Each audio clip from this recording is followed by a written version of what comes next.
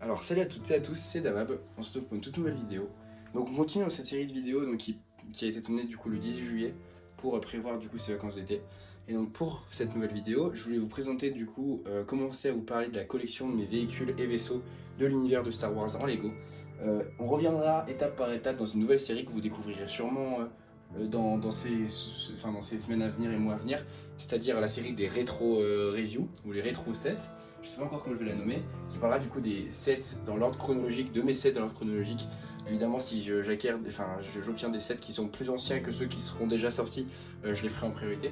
Mais du coup, ça sera présenter du coup des sets que j'ai dans ma collection, en partant du plus ancien jusqu'au plus récent, et les présenter évidemment comme s'ils étaient neufs, pour que vous ayez une review complète et savoir si vous tombez dessus en vide-grenier ou dans des situations, ou dans des collections, pour pouvoir savoir si vous voulez vous le prendre ou pas.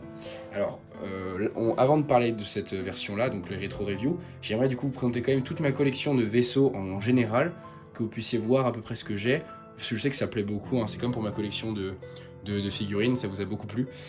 Donc on commence avec, je pense, comme pour la collection de figurines, les Jedi, parce que c'est quand même assez fantastique je trouve, et je voulais commencer avec les vaisseaux qu'on nomme les chasseurs Delta 7. Donc les chasseurs Delta 7, donc ce sont ces chasseurs-là. Donc pour le coup, moi j'en ai que 3 en Lego. Je sais qu'il en existe des pelletés, il en existe des versions UCS. Tout s'affichera à l'écran. Je n'ai pas celui de Mace Windu, il manque celui de Saï-Setin ou de Peel. Il manque celui de Ahsoka. Il manque l'ancien de Obi-Wan, le nouveau d'Anakin. Enfin voilà, il m'en manque un paquet, je sais. Mais je voulais vous présenter quand même ceux que j'ai. Donc c'est-à-dire celui de... Parce que j'ai l'impression qu'elle peut pencher. Celui de Plo Koon, celui d'Obi-Wan nouvelle génération, ainsi que celui d'Anakin première génération. Donc ce sont mes 3 Delta 7. Je suis très content d'en avoir 3, c'est quand même super pour faire des mocks. Pouvoir avoir Obi-Wan et Anakin, c'est déjà top. Avoir en plus celui de Plo Koon, c'est toujours top pour faire la scène de l'ordre 66. Pour moi, c'est les 3 plus importants. Saï-Setin, Mace Windu ainsi que Ahsoka, on les voit que quelques fois dans la série. C'est pas les personnages les plus intéressants. Donc avoir ceux-là, c'est quand même super sympa. Anakin, je préfère pas prendre le dernier en date parce que je sais pertinemment qu'à mon avis ils vont faire une nouvelle version comme ceci. Enfin, à mon avis, en tous les cas, quand ils ont vu la réussite de celui-là, je pense qu'ils vont nous en faire une pelletée. En plus, je vois qu'ils recommencent à ressortir du The Clone Wars avec la canonnière de la garde de Coruscant. Je pense qu'à mon avis, on peut avoir de belles pièces. Donc voici du coup mes 3 Delta 7. Alors je vais vous les présenter dans l'ordre chronologique. Donc le premier en date, c'est évidemment celui d'Anakin, sorti à l'époque où il y avait la série Lego sur la perte de... qui reprend l'épisode de The Clone Wars sur la perte de R2-D2. Donc le set est complet, il n'y a pas de doute avec ça. Vous pouvez voir du coup un Delta 7 qui est quand même grand, qui est équivalent au nouveau, même plus grand que le nouveau. On peut voir qu'il a 2 canons qui peuvent être lancés, donc c'est comme les nouveaux... je sais pas comment on appelle ça. Lance-tenons. Voilà. Il a également un truc pour faire comme dans la série du coup animée où on perd Anakin. C'est en appuyant ici, on fait éjecter R2-D2. Bon, ça marche pas très bien, hein.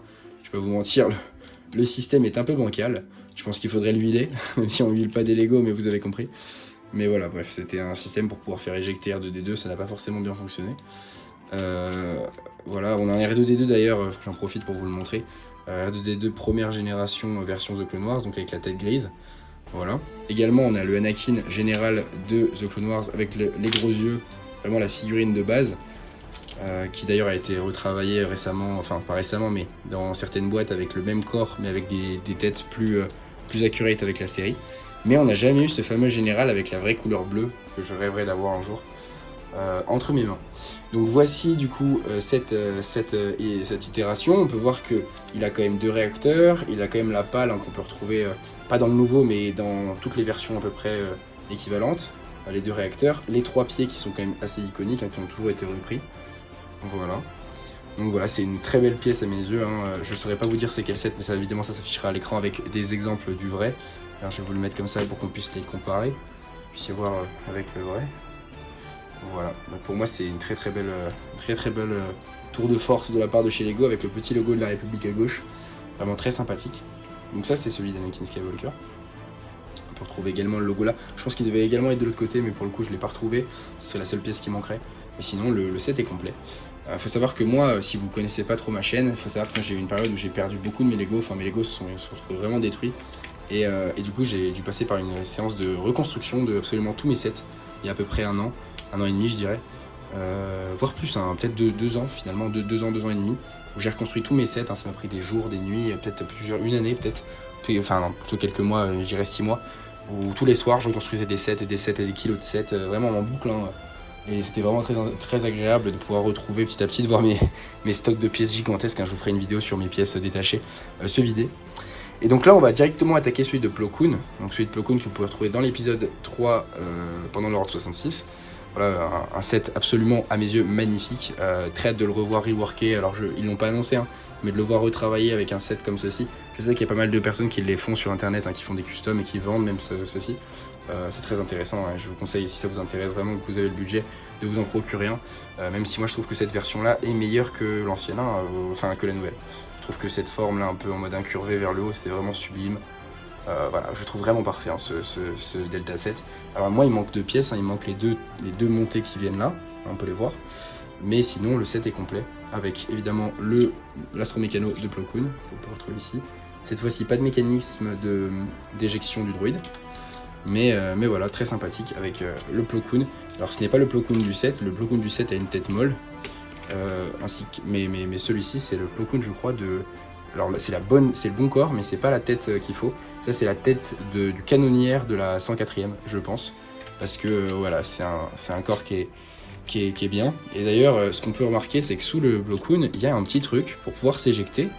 Et pour s'éjecter, on appuie sur ce bouton-là. Alors ça fait référence à un épisode, donc enfin si vous voulez on peut le tirer.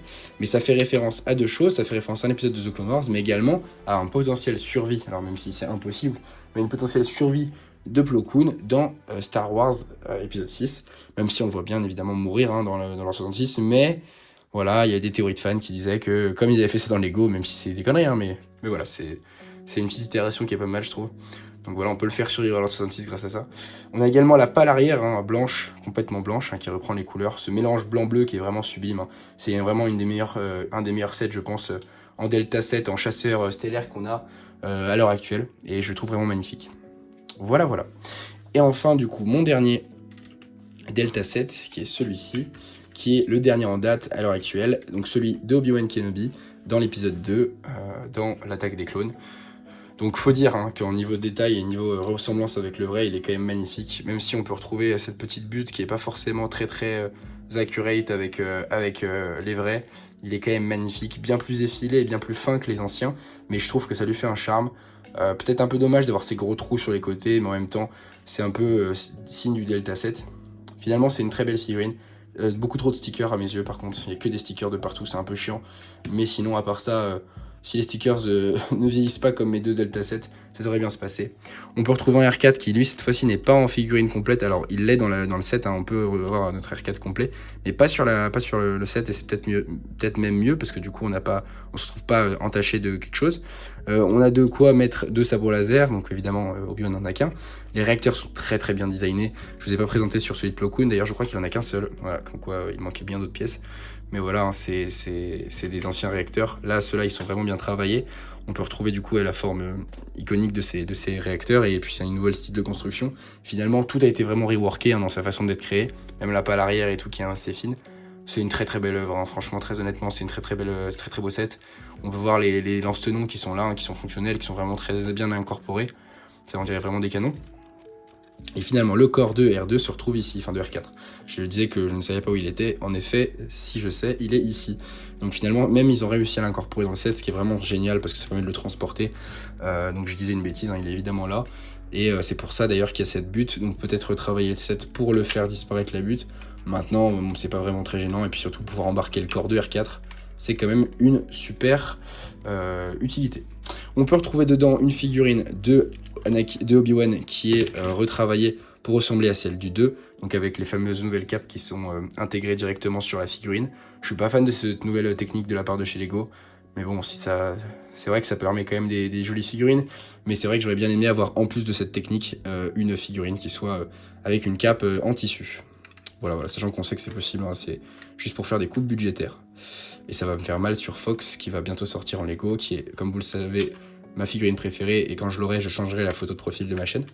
Donc voilà, mais par contre, ça va me faire un peu mal.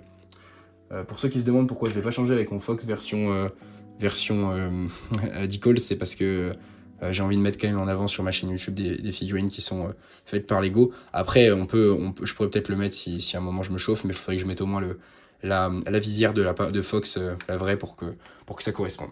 On a également l'antenne ici que j'ai pas mis en place, qu'on peut voir dans l'épisode 2, qui est assez iconique, qui permet de capter et d'envoyer des messages au Conseil Jedi. Les decals, enfin les autocollants qui rendent vraiment bien, même si je suis vraiment pas fan, comme je vous l'ai dit, de ces autocollants. Donc voilà, c'est ce qui conclut mes 3 Delta 7. Je voulais vous faire des vidéos un peu plus rapides en ce moment, plus rapides que les vidéos de 20 minutes que je faisais au préalable.